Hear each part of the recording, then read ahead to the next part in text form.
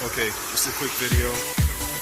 This is a 2012 Nissan Maxima, and they came in with the issue with the AC.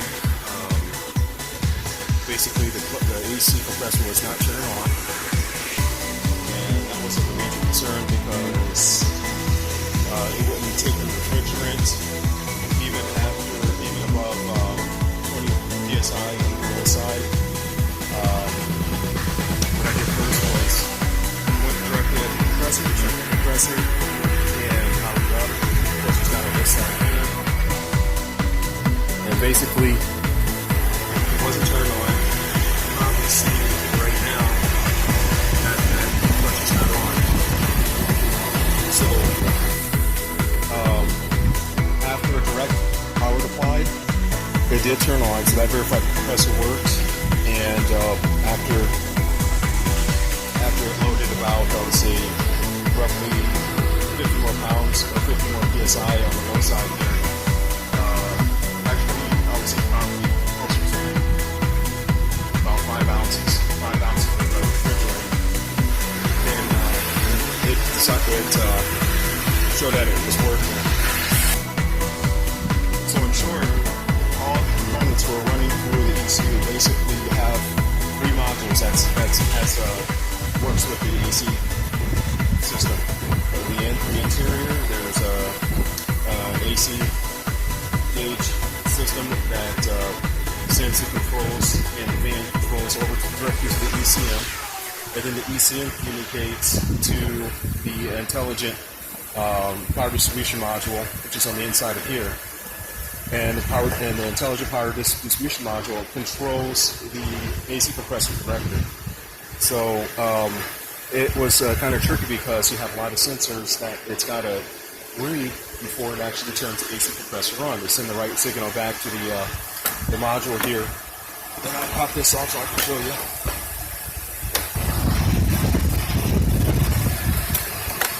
That's the problem with using one hand on this stuff. It doesn't want to always work.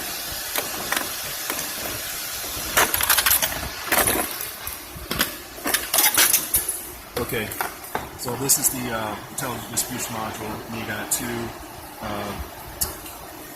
connectors going to the controller on the inside, and you have a built-in AC relay that it controls directly from this module here. But this module is not going to turn the compressor on until it gets this proper signal from ECM directly.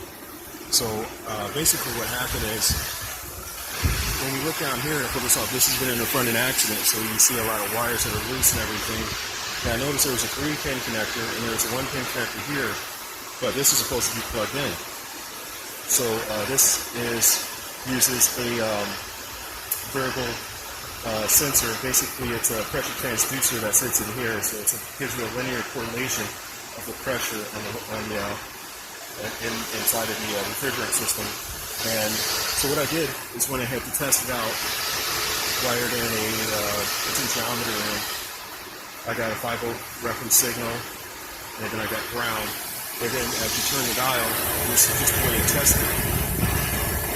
And again, it's hard to see, but when I turn the dial up, you get a compressor kick on. So that verifies that this was the issue.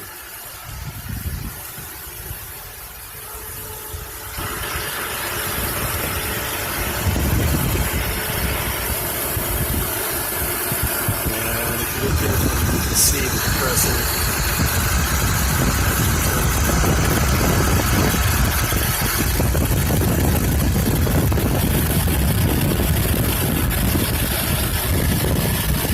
Turn it back down.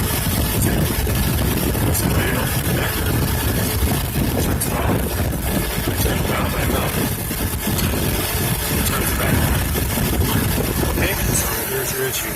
So all you have to do is find the proper transducer and load the refrigerant in, and he'd be good to go.